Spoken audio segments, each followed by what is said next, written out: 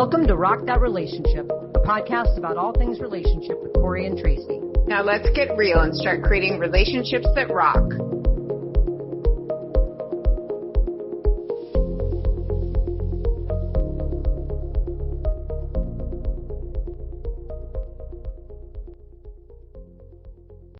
Hello, everyone, and welcome back to another episode of Rock That Relationship. Tracy and I are here today to talk with Robin Doxey, an Akashic psychic intuitive reader who is going to talk all about what that is and really why it has to do or what it has to do with past life relationships and connections, because that's really the whole point of this entire series of our season is all about past life relationships, and particularly focusing on all the ways in which Tracy and I have come across our past life connections. And so we brought Robin on, and we're so excited, Robin, to have you on the show. So thank you for being here. Oh, thank you so much for having me, and congratulations on 11 seasons. That is an amazing body of work. Thank you. Yeah, you know what's so cool about it is that this season is, 11 is kind of like, 1-1 and, kind of a cool number. Yeah. And it's the season we're really looking at some of this soul connection stuff. So I thought that was super cool. Well, Robin, the reason we brought you on is that you and I actually met a couple of years ago. I came to you for an Akashic reading, and then after my reading, Tracy went to see you, and it was a really interesting, fascinating experience. But I'd never been exposed to an Akashic reading before. I'd never had one or even really heard much of it. And Tracy, I believe it was your first time as well. Yes. Maybe you could just start by telling our listeners a little bit about what is an Akashic reading, like how does it work, and if someone were to go and get one or do one, what would that look like? Sure. Well, Akasha is a Sanskrit word, and it roughly translates into ether or sky or heaven. But how Akasha has presented itself to me is it is the nothingness from which everything arises. So that is that non-physical dimension of energy. And that energy, it's kind of like every dimension exists within that dimension. And our souls exist within that energy. It's like the natural energy of us. So within that energy, there are what are called Akashic Records. And the record is basically the story of your soul. It holds every experience, thought, emotion, time that your soul has experienced. And I have the honor of being able to tap into that. And one of my roles that I have been assigned in this life is sharing with people just how incredible and talented and amazing they are, and how gifted they are to come down into this lifetime and be able to pursue the spiritual mission that their soul really wanted to experience as a human. That's so interesting. I love this. And by the way, when I first went to you, I thought, oh, this is insane. I just do think sometimes because Corey does them first. And then I was like, this is totally crazy. And I was really at first like, no, this is ridiculous. Like even in your house. And then when I left, this stuff that you had told me, I told Corey, and it was like mind blowing how accurate it was. Right. And so I would urge everybody to go. It was actually a life-changing experience, and I didn't realize it during the session, but after, and we'll get into that more as the episode goes on. But you told me some things about some people that there's no way you could have aligned that information with that person. Like, you don't know anything about us. You've never met us before. And it was really fascinating. So I can't wait to get into stories about it. To be honest, sometimes I am like blown away by what comes through. This was not something I thought I would be doing as a little girl. Well, that is okay. Yeah, you said earlier that you have the honor to do this. Like, how did you did you go to like a school for this, or did someone come up and tell you, or you just started getting all these like messages from the universe? No, actually, I love that this is a relationship based podcast. It was through codependence, actually. Wow. It was a Let's explore that. codependent friendship. I've always been psychic. I have always seen, heard, tasted, smelled, interacted with spirits, my guides, my angels. I was a healer for many, many years. I've been an animal communicator and an angel communicator for decades. And a friend of mine gave me a book on Edgar Cayce, and she was like, "You're going to love this. I think it's right up your alley. I think this is really familiar to you." And I just was not interested. I didn't want to read it. I didn't want to open that door.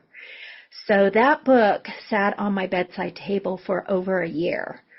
And she kept asking about it. And I'm like, yeah, I haven't been able to get to read it. But the truth is I didn't want to hurt her feelings, that I didn't want to reject her offering.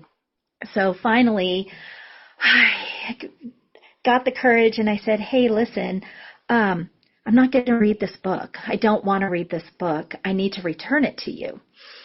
And I don't know what her guides were doing, but the words that came out of her mouth is like, oh, well, I have 3 other books on Akasha. Maybe you want one of those. And I was like, oh, darn, how do I get out of this? So I drove all the way to her house. I opened the door. On her coffee table were 3 books. One of them was an orangey red book by Linda Howe. And I immediately knew that was the book. I didn't even talk to her. I slammed down the book and picked up the other and went home. And I was really mad. I was really mad. I was like, oh, I can't get out of this.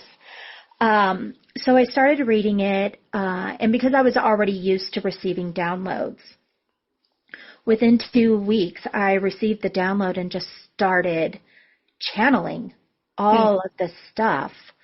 And the book had suggested, oh, give free readings for a month. And I was, like an obedient person. I was like, okay, I'll do this. So for a month, stuff just came through. And before going to bed at night, I'd be like, what is happening? Talking to my guides, what is happening? I don't know what is happening. But people kept calling me.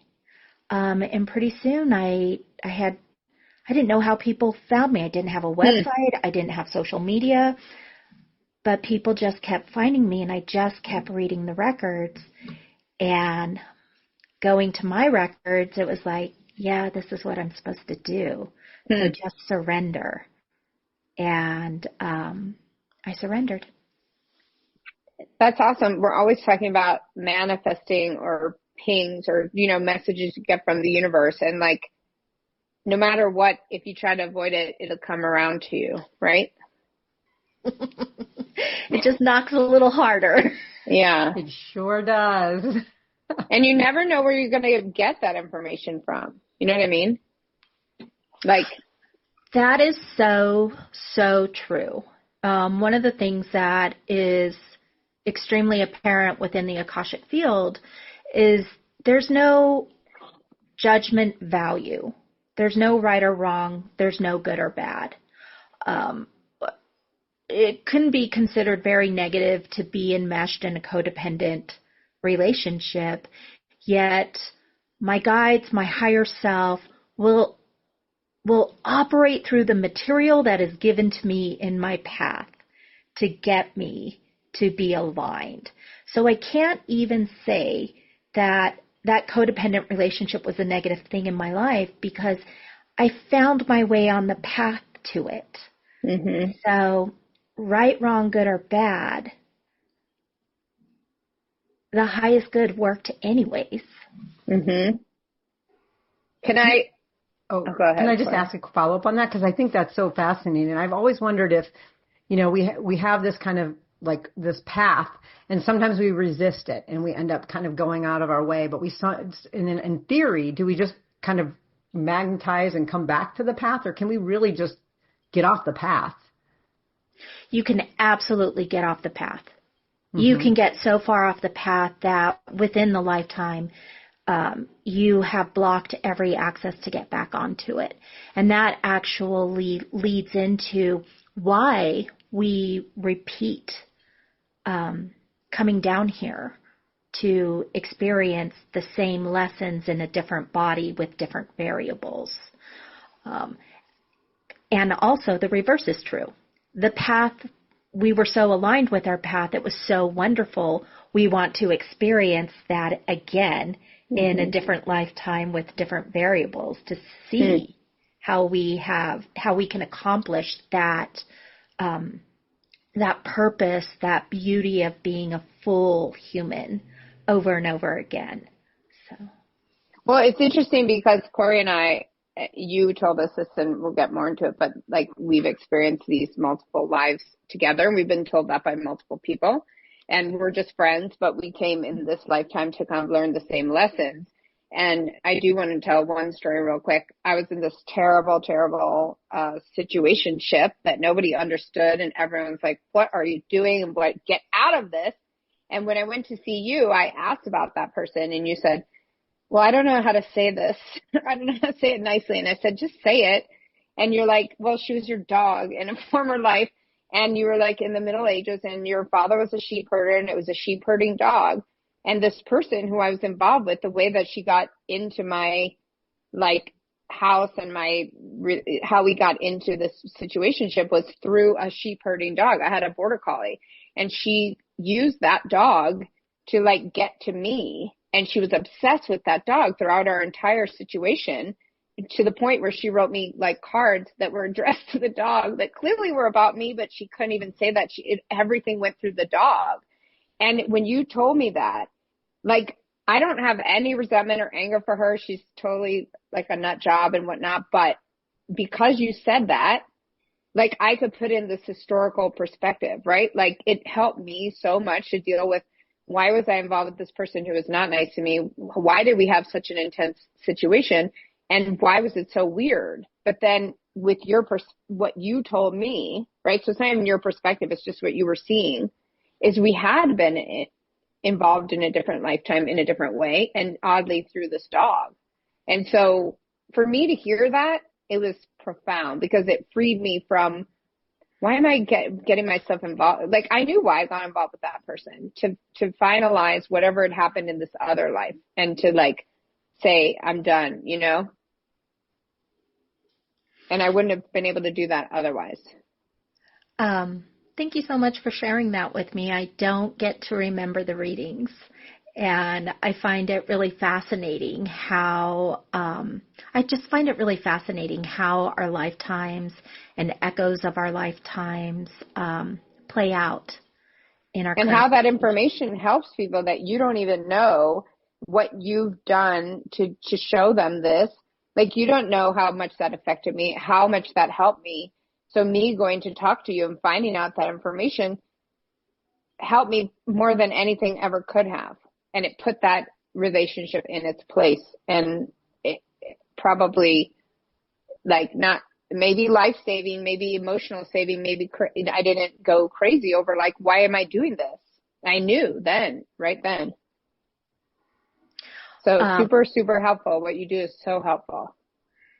Thank you for saying that. Thank you very much for saying that. Sometimes the messages that come through are really, really hard to say. Sometimes they're really funny, but it really that really just kind of gives me a charge that the information was valuable enough that you could utilize it for your benefit. Mm-hmm. Yeah. And I had the same experience with you and my story. I had a lot of really cool things, but the one that I really wanted to focus on is, I'd given you a list of, I don't know, I think it was 5 different names, and just asked you, like, do I or have I known these people at some point in a past life? And so the one that stood out, which continues to stand out, like I said, whenever I go and see somebody who's, intuitive or psychic or whatever, Tracy continues to come up in this over and over. And we had a very kind of fortuitous meeting of when we met each other on July 4th in 2021. Our friendiversary is on Friday. I will not forget to give you a card, Tracy, as I do every single I've already year. forgotten it. Write it down. But we met at a party. We were both in really our hearts were hurting, and we kind of found our way to each other. When I came to see you, I threw Tracy's name out there, and the kind of the story you had told me was that Tracy had been my young son in a past life during World War II, and that this young son had died at a very young age, and that I was so heartbroken around it that I died shortly thereafter. This was really telling to me because we are very connected. We've never romantically been connected, but we are connected in a very different kind of a way that a lot of people don't understand. And this was before I've even heard any of this past life stuff. But also, we sometimes have a parent-child dynamic. And Tracy's older than I am, and I still continue to sort of parent her in ways, and we slip into that. We need to know, but we've shown up in different roles, and we've shown up as we did show up as a married couple, and at one point in our discussion, Robin, you had mentioned that I'm what's called a jumper, and that I was jumping from life to life to life, and that Tracy was going with me on a lot of these things, and so. I thought that was also quite fascinating. But from that point on, I told Tracy this story, and she's like, well, of course it makes sense. You parent me all the time. And we kind of got a good laugh out of that. But then Tracy had a very interesting experience from that point that we wanted to just tell you and just, I don't know, see what your thoughts or reactions are. Yeah. Okay. First of all, that was so helpful to find out this parent-child dynamic, because there are times where I'm like, get the F off me, where that's what I literally want to say. And I'm like, why am I thinking this about like a friend, right? Like, God, get the F off me. I'll figure this out. But then she's so helpful, right? So why should I even feel that way, number one? But it's actually helped me to never say that to her, except for I'm telling this right now. But, where there's times where I'm just like, ugh, get off me, And it's very interesting. And I actually appreciate the parenting, although I'm actually her guide here. So it's weird. We have like so many different dynamics happening. But what happened was she met this person online one day. Like, she called me and told me, hey, I met this person on a Facebook group and we're going to go hiking. And she just kept talking about her and her energy. And she was in a relationship. And I was like, what is your problem? Do you want to date this person? And she's like, no, not at all. I'm like, well, you're acting so weird. Like this, whatever's coming through, it's freaking me out. I'm like, do you want me to date this person? Like, what is your deal? And she's like, no, I just thought this would be a good friend. And from that very minute, the energy was so off. And so we happened to be hiking and we ran into that person. And that person turned around and went up the hill with us. And I was asking her a bunch of questions. And Corey's like, back off of her. And then I went behind Corey's back and sent that person a message saying, oh, Corey doesn't like to use Messenger. And she doesn't like to hike early in the morning. So let's us just hike. I've never done anything like that in my life. It was horrible. It was the biggest fight we ever had. It happened like as if I wasn't even in control of myself. So this is what later happened. I started hiking with that person like crazy, driving up to the Grand Canyon, driving hours and hours, like in the middle of the night, like in the morning, hiking these crazy things, leaving. It became very, very weird all of a sudden. It was like an obsession. I've never seen it like that, an obsession. And it was like the secret behind my back thing. And I'm like, she's just this new random friend from Facebook. What is happening here? And the dynamic between Tracy and I was so off. The energy felt and I kept yucky. telling Corey, stay away from this person. You don't need to hang out with this person. And I felt a need to keep that person away from Corey, or to keep Corey away from her. I've never felt that about anybody. I've never been up in Corey's business. But I was like, back off. And so one day, and Corey and I had a big fight about it. And then Robin's like, okay, get over the story. Okay, I'll go real fast. You're like, fine. You're fine. I'm soaking it in. Okay. She's like, shut up. So, but it got crazy, right? And so then Corey and I got in a big fight about it. And I was like, back off, and you need to stay away from this person. I don't think you and this person get along. Just stay away from her. And then Corey went to you. You told her that I was her son who got killed. I've been obsessed with the Holocaust since I was like 11 years old with no reason to be. You told her that information. And then one day I was hiking with this person alone, and I turned around and I said, you killed me. I forgive you. I'm letting you off the hook for that. It's done and over. And when I tell other people this story, they get like so hysterical. They're like falling on the floor, like I'm a crazy person telling them a story. And this person's whole body, she almost vomited. She got goosebumps all over her whole body. And she's had like 18 foster kids in her life. And I said, you're done. You've made up for what you did. And since that time and that hike, everything shifted. Energy is clear. Her life is better. Yep. Her life's better. There's no fighting between us. There's no weirdness. There's no bad energy. And this woman is not very spiritual either. And we thought, I was like, oh gosh, Tracy, what did she say? She said that she believed her. She was like, I feel this literally in my bones. Like I believe this. And all of a sudden, whatever that energy was gone. And now the three of us are all friends and everything feels like a fine. Great peace. It's the weirdest feeling. Yeah. And I have less of an obsession with the Holocaust. It's, that is amazing healing. And that is this is a beautiful example of how what we can do in our present life will heal our past lives. Because sometimes there are unexplainable traumas that we're holding that we just can't explain. And those are those echoes from that past life begging for healing.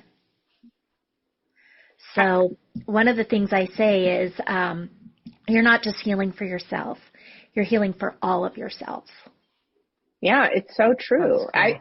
I feel that way about like obsessions, right? Or those people who are, what do you call them? They, like they can play Mozart when they're 5,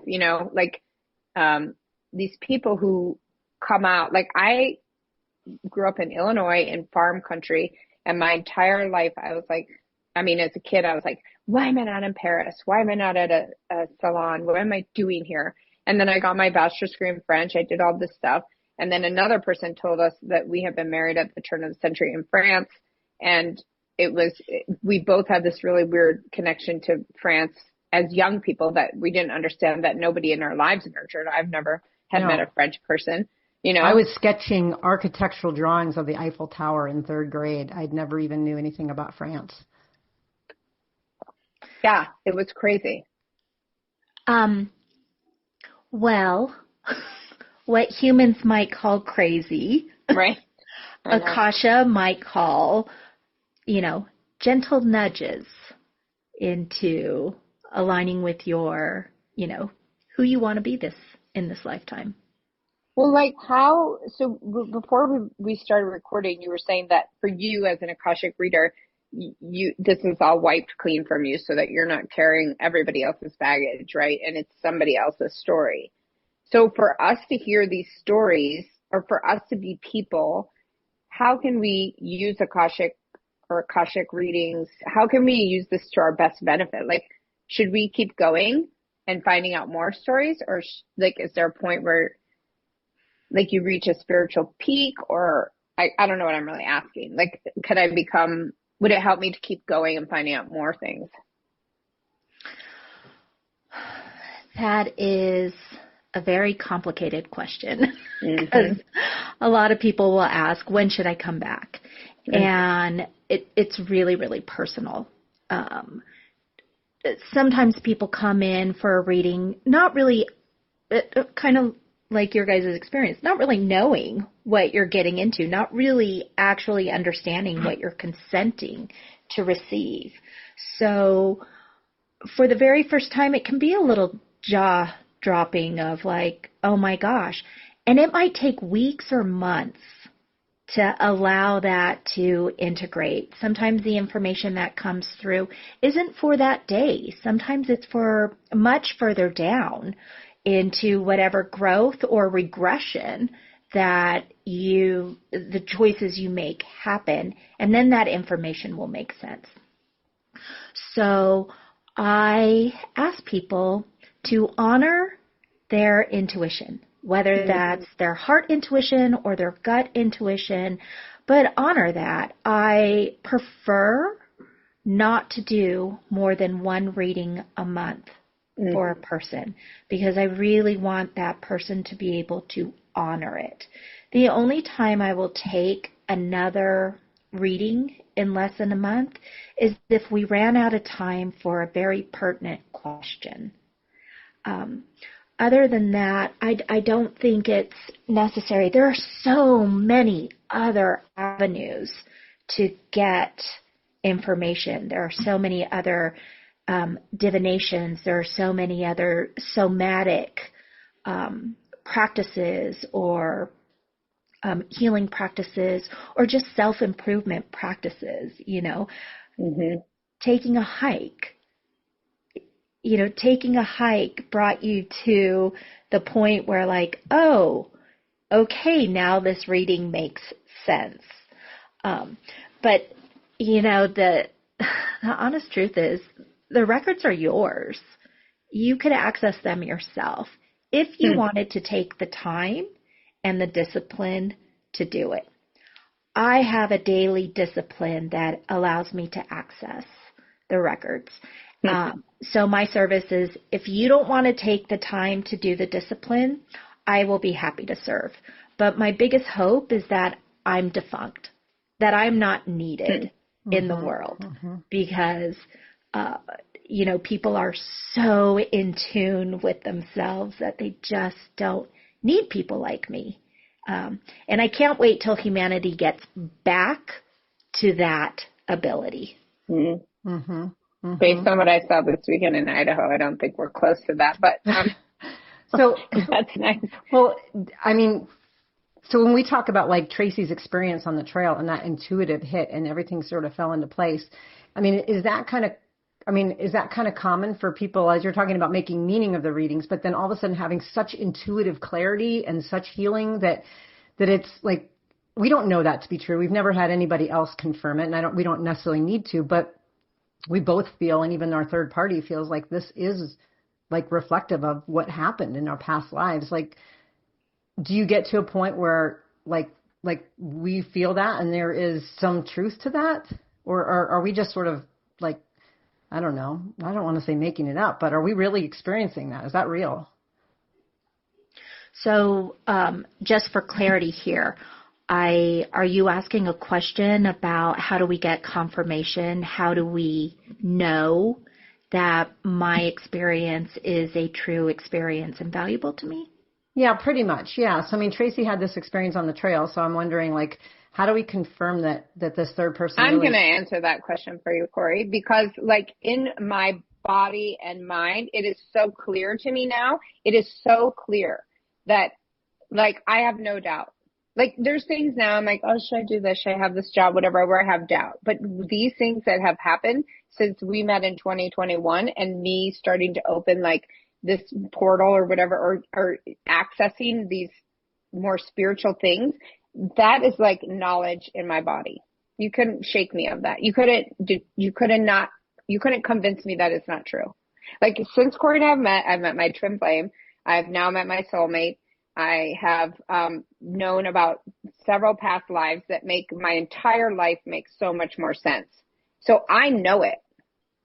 I know it. Before I use the word crazy, and I always say, when Corey tells me, isn't that weird? I'm like, it's not weird. It's like supposed to be that way. But like being regular people, we use the words crazy and weird, right? Because we're still very like mainstream. But I'm telling you, since I started this journey, and I'm an attorney, I was a police officer. I'm very left brain, or is it left brain or right brain? I'm very like concrete, and this is the way it has to be. And since I have opened myself up to these things, like going to the Akashic reading, going to a psychic tarot reader, everything is, it is solid. It's like a solid knowledge. So I feel like you feel that in your body. If you know what I mean? Like the way things have unfolded. Yes, I tell this story and people think it's hysterical and that I'm a nut job, but like, I don't feel crazy. I don't feel that anything that I'm accessing or feeling is anything but actual knowledge. So I guess it's how you feel when you receive that or process it. Does that make sense? So one of the things that happens when we incarnate is we go from a very non-physical dimension into a very, very physical dimension. And that takes a lot of energy to condense down and down. So I like to think of it as like we're these beautiful long strands of energy, and then we get crammed into these itty bitty teeny tiny bodies, and it turns into like a tangled mess of spaghetti. Mm-hmm. So we don't come here knowing how to do it. We come here to learn how to do it. And then what happens is we get all kinds of conditioning, and we get all kinds of modeling. Mm-hmm. And a lot of that conditioning, a lot of that modeling is don't be who you really are. Be what I expect you to be, or we expect you to be, or be something to fit in because we believe this would make life easier for other people. And in reality, it makes life so much harder for us because we're not the product of, we don't fit. We don't feel good fitting into that conditioned box. And the beauty of this lifetime is getting out of that box to be who we truly are. And you can be your true self in a crappy job. And you can be your true self in a place you don't like living. And you know you're in that truth. But you know you're in that truth. Not everybody around you. Everybody around you is like, no, we have to follow the conditioning. We have to fall in line. So you're crazy. And I'm going to convince you're crazy. I'm going to convince you not to believe yourself, not to trust yourself. And it's okay to make mistakes practicing trusting ourselves. Again, we're here to learn it. We don't come in already knowing everything. If we came in already knowing everything, what's the point?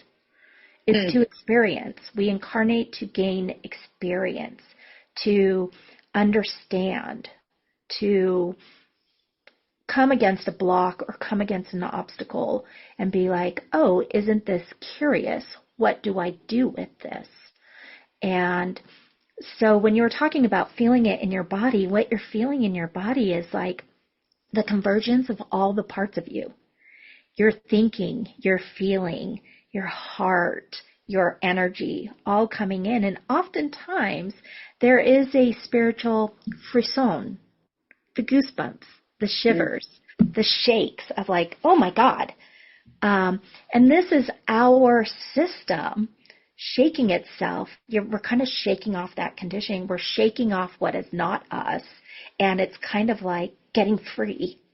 And it can feel really disconcerting. Being in alignment can feel really, really off. It's like the person who has been ill for a really long time. They have to get used to feeling healthy. Feeling healthy sometimes is uncomfortable.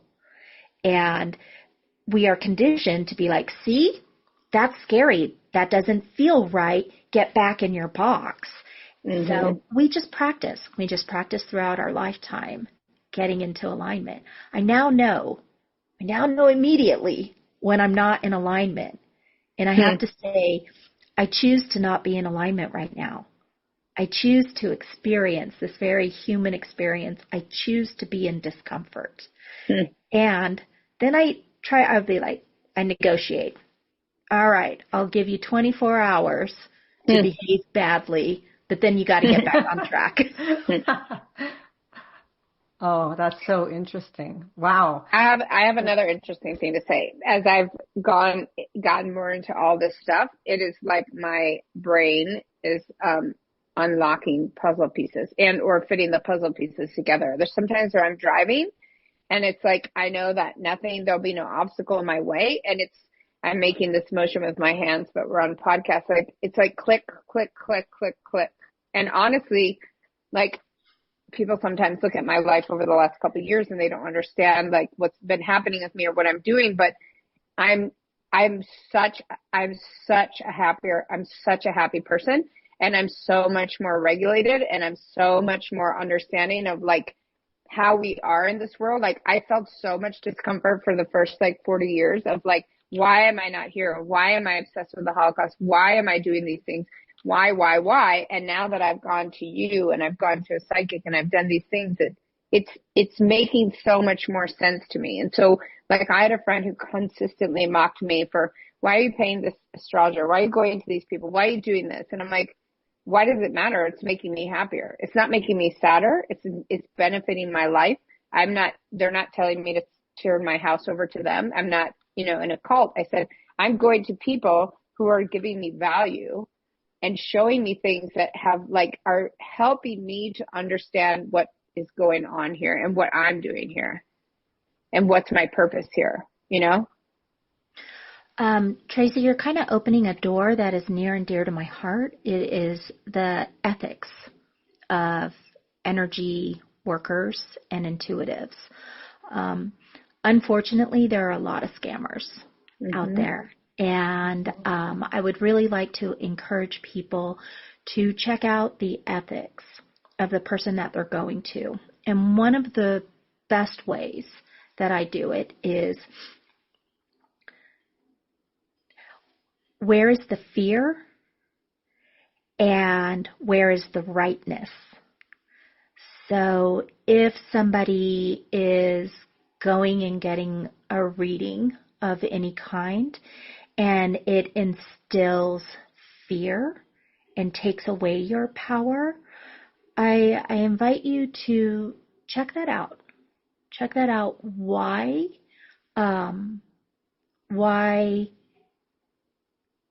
you might be giving your power to somebody else. If you're going to someone and they are giving you information and it's a little bit scary information, but you walk away saying, I want to take my power back. I want my agency to come back and honor myself. So if the information gives you an opportunity to honor yourself, that's good information. And it's not to bypass pain or healing or anything, or spiritually bypass what needs to happen to learn the lesson.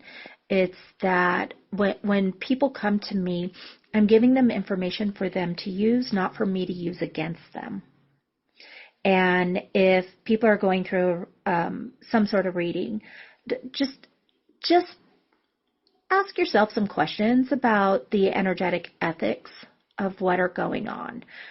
So people have come to me with such horrible tales that, one, I do feel responsibility of,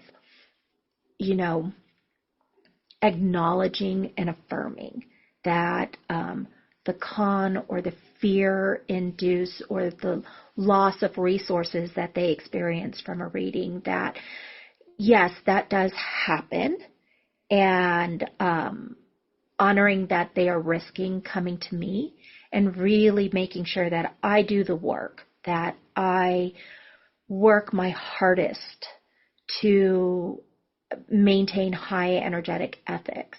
And I'm human. Sometimes, the interpretation doesn't come out with the clarity that I hope for.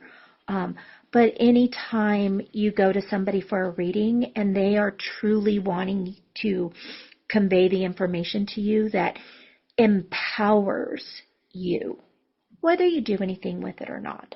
But if you walk away with feeling like I have been empowered and I have been given some agency back into my own life, then I'm like, yay, good reading.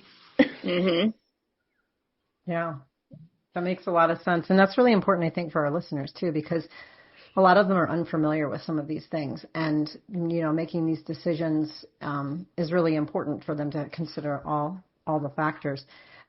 So Robin, I do have a question for you, and you feel free if this is not something we can go down the path of, but kind of getting back to Tracy's and my kind of connection.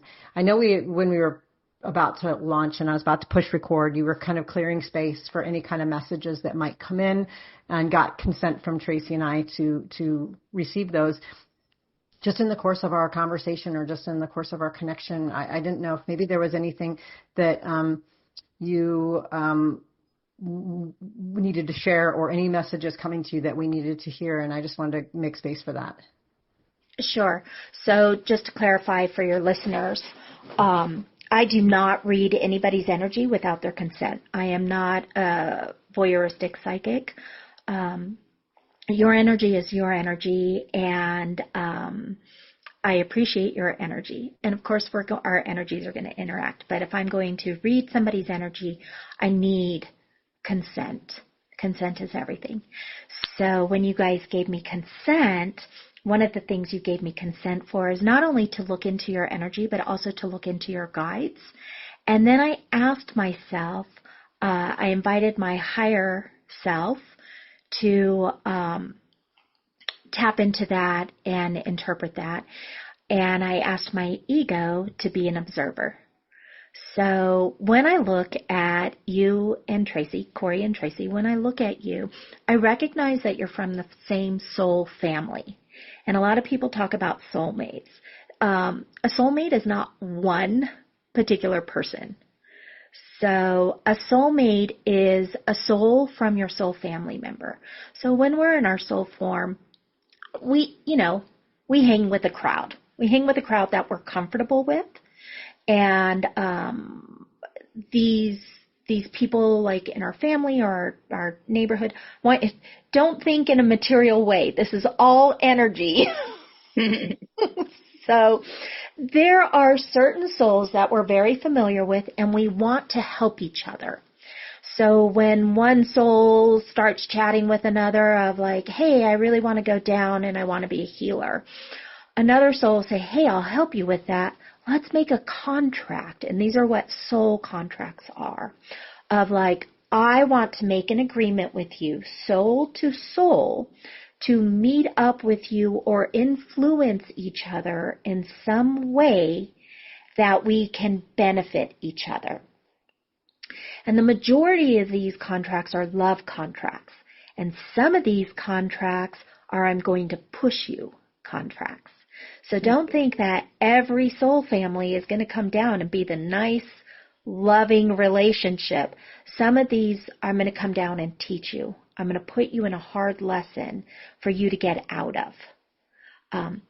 So right across the board, we have all been murdered, and we have all murdered.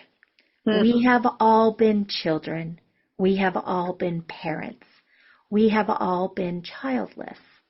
We have all been married and unmarried. We have all been wealthy. We have all been poor. We have all had an easy lifetime, and we have all had a very, very hard lifetime. So we've all done it all. And that's why there is no judgment in the soul form. It's hard to be human. It's really hard to be human. So looking at you, the two of you together, I recognize the same soul family energy between the two of you, which means there's an incredible, incredible connection between the two of you of love, of unconditional love, and that you want to help each other. So, Corey, you might come down and be like, I want to learn this in my lifetime. And Tracy, you might come down and be like, okay, but I need to be a person of justice. And Corey is like, I need to be a person of healing. And the two of you are like, let's explore this together. But before we do, let's get some experience. Because when we did those lifetimes of meeting too early, we got entangled and didn't actually get out of the entanglement. We didn't actually get to explore ourselves individually. So a lot of the lifetimes where you came down in the same family, there was some family dynamics, being that you knew each other's history so much that you actually stopped each other from growing because you wanted to hold on to that tight family relationship. So some of your best lifetimes have been when you've come later in life, when you came together as friends or employer-employee or partners. or the same, actually, I can't say that, Tracy, because the majority of your lifetimes have been agrarian. So you're not really a city girl. Interesting. You're not really a city boy. You're not really, like a city person in many of your lifetimes if you did not start out your life in a very, very earth-centered way. You had a hard time having a good life, basically. It's kind of like without that nurturance from the earth, without, playing in the dirt, your soul just comes down to earth very intentionally, like, I'm going to be an earth person. So the times when you don't get access to earth are the times when you typically suffer physically. So shorter lives. That's interesting. And Corey, when you come down, you really are, you tend to make more contracts with your soul families to help them than to take for yourself. So a lot of your lifetimes have been learning that balance of extending love and receiving love. So it's much easier for you to extend love than it is for you to accept love. So a lot of times when you come in, you're so focused on, serving these other souls that you forget that you're a soul that needs to be served too. So, you kind of cop out and go the easy route. Like, I know how to serve, but being served is very, very uncomfortable. That was our discussion today, actually, before we got on with you about her. So interesting that you said that. I'm only allowed to see the energy you bring me. Very interesting. This is interesting that you said that about the agrarian thing for me, because I was just in Idaho with my partner, and then she grew up in eastern Montana, and we were talking about moving, in 9 years after her kids are grown up here. Like, do we want to live in that kind of place? And I said, I'm like half a city person, half a country person. Like, I really need we were hiking yesterday where there was no one around, and I'm like, this is what I need, but it has to be high mountains, right? Instead of like farming. But it's so interesting that you said that, because we were literally driving around, and that's what I kind of grew up in. And it somewhat drives me crazy, but so does being in the city. So I need both, Is it that you need the city, or that you need the people in the city so that you can provide justice? I need the people. I need the people. Yeah, it's true. I could, if there were more people in the country, like, I need people. I actually said that in the car yesterday. I need people. She's an introvert, I'm an extrovert, and I need people. And that fits in your life purpose, right? You need people to fulfill your life purpose. You need people to, if there's no inequality to bring equality for, if there's no invisibility that you need to make visible, you're not going to fulfill your life purpose. But in order to have the energy and the sustenance and the stamina to do that, you need earth energy. This is so interesting, because you don't even know me and you're saying this, and my heart center where I really belong is at this elephant sanctuary in Thailand. And there's so many people coming there because it's an education. So people every week, it's a new group of volunteers, and I just love it. But it's totally in the mountains of Thailand. It's so country. I don't even leave the property. And it's like, I love it there. But it's like the influx of people helps me to love it there, because I would go insane if there weren't people there, because I'm a people person. And this is the importance of, paying attention to what brings a sense of love into yourself. So, I mean, kudos for recognizing it. And after this, I would love information about that place. Oh, yes. Believe me, I will give it to you. She's got a lot of that.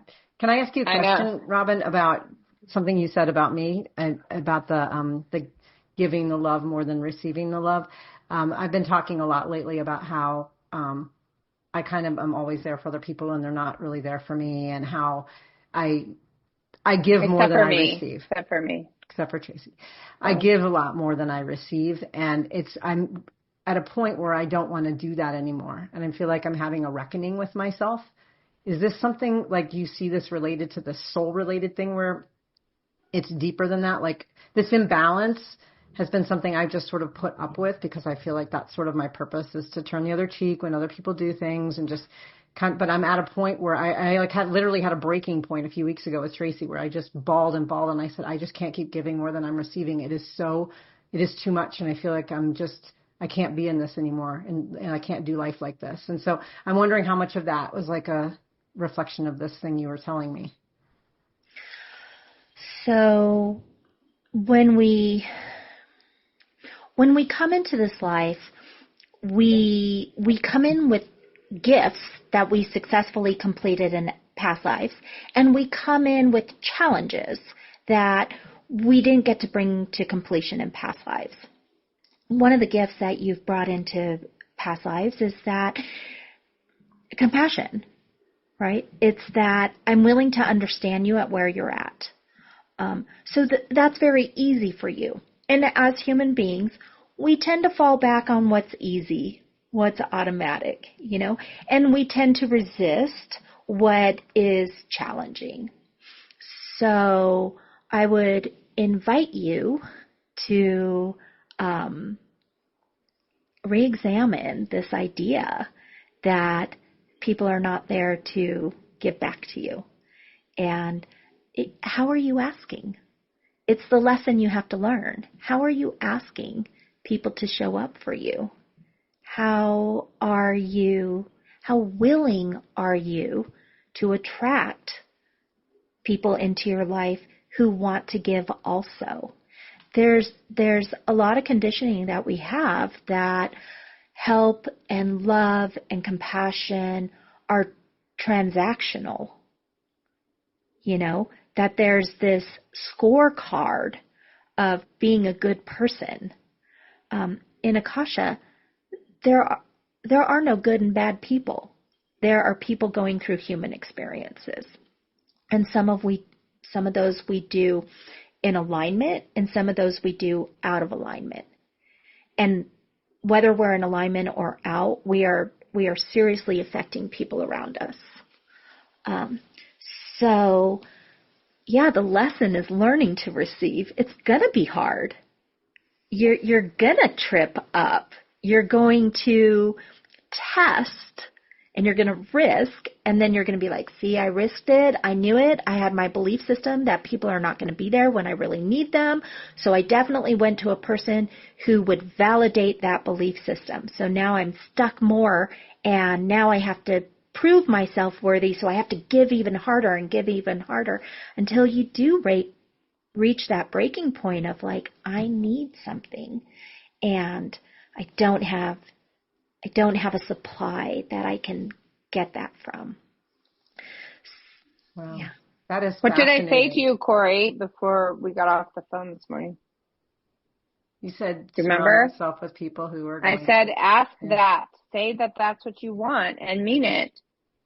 Yeah, because I literally said that to her this morning. I think I'm attracting people that I know aren't going to show up for me in the ways that I want them to, because it feels familiar to me to be the giver. And I feel like I'm almost setting myself up for that, because even if I do ask them to give to me, they don't, but I still stay, right? Like I'm still allowing myself to be in an unbalanced situation. And that goes for friendships as well as romantic relationships. It's been all across the board, mm-hmm. even coworkers. Like I complained mm-hmm. about projects with coworkers. Why am I the one always giving?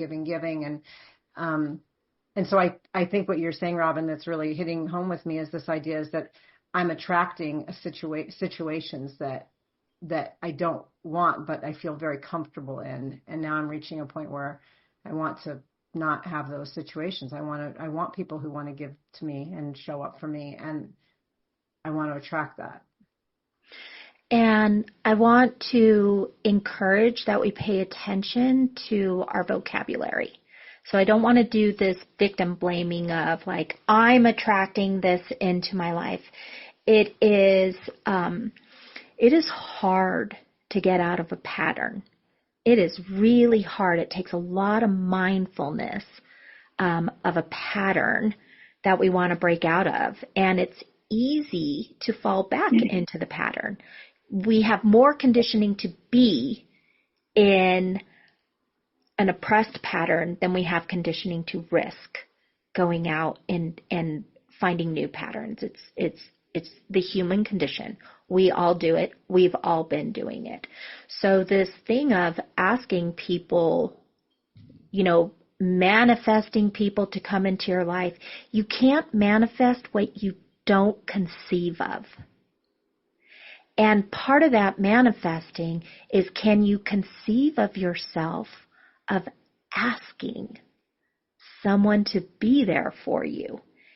Can you conceive of you being that brave person to risk the intimacy of, I need you to be there for me. I need you to listen. I need you to do this thing for me to help me feel safe. And that, we need that, when we're interacting with people, we also need to manifest what we can conceive and imagine ourselves being. And if I can't imagine myself taking the risk of asking somebody to love me, then I can't imagine receiving that love, because I haven't imagined myself being that person. Wow. Oh, goodness. I'm not seeing my therapist for a couple of weeks. I might need to schedule something sooner. Why? Just take what she said. No, I said it to you this morning. I know. And you and I are going to process this, but I think this is really just fascinating. It's absolutely fascinating. Wow. And that's the thing. When people say, why are you people doing this? Why is this happening? If you start to look for the deeper meaning, what is you're supposed to learn about it, like that's what's helped me with my last couple situations that other people thought were ick. And they were icky, but it really helped me to move through a lot of other stuff relating to my family of origin and stuff like that. And I do think past life stuff as well. Mm-hmm. So. I think my biggest wish in the whole world is that people could see themselves in their soul form. If you could see yourself the way that I see you, the compassion you have for yourself would be bottomless. And that's kind of important, that when we make mistakes, we also have compassion so that we can take accountability, so that we can, with compassion comes the desire to change. And it's why I do the work. It's why I teach all the classes. It's why I talk to people in the shop all day. If you could see yourself the way your soul could, if you could see yourself at the end of your life, when your soul looks at your life and says, wow, that was something, and that was valuable. And I really, really love the experience. All of it. The good, bad, the ugly, the beautiful, the tender, the scary, the brave. And so when you're, sitting here judging yourself for not being cured already, I invite you to have compassion and say, you're not meant to be cured today. You're meant to awaken today. Oh, I love that. I feel like that's the perfect ending for this. Mm-hmm. I absolutely love that. Will you say that one more time? I'm actually going to put that quote in our show notes. Can you say that again, Robin? Or maybe it was just impromptu. And you guys gave me consent. I am literally just flowing the messages through. So that when you're looking at where you are today, do not judge yourself for not being cured. Awesome. All right. And have to experience for your awakening. So you're not here to be cured. You're here to awaken. And to take all these experiences, good, bad, and otherwise, and actually not resent them or hate them, but learn from them and appreciate what you got out of them as far as a learning lesson. One of the things that is really you said it way better about being a human are these experiences of guilt and shame. Mm-hmm. And guilt and shame are beautiful teachers. When we have guilt about something, we need to do something. It is a prompt for action. Just like anger. When we have anger, it's a prompt for action. When we have shame, it is a prompt for compassion. We're not meant to live in shame. We're meant to have the experience and then have compassion about it. Shame is a condition. Guilt is a real thing. We hurt each other. It's appropriate to feel guilty when you cause harm. And it's appropriate to examine that and utilize it as a catalyst for change and growth. We can't grow when we're in shame. So look at ourselves as our soul would look at ourselves. Look at it as this is something that I can heal. And in healing this, I heal my past.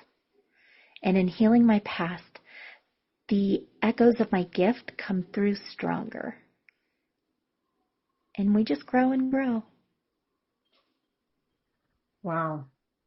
Well, Robin, this has been absolutely lovely and so insightful and helpful. And I'm sure that our listeners are they're going to probably just, play this again and again because this episode was really just so fantastic. And they're going to probably want to find you or follow your work, or what's the best way for our listeners to connect with you if they're interested in more information? Sure. There's my website, robindoxey.com, and my name is spelled ROBINDOXEY. I am also the co-owner of the Ninth House, a metaphysical shop here in Tucson, Arizona. You can find me at theninthhouseshop.com.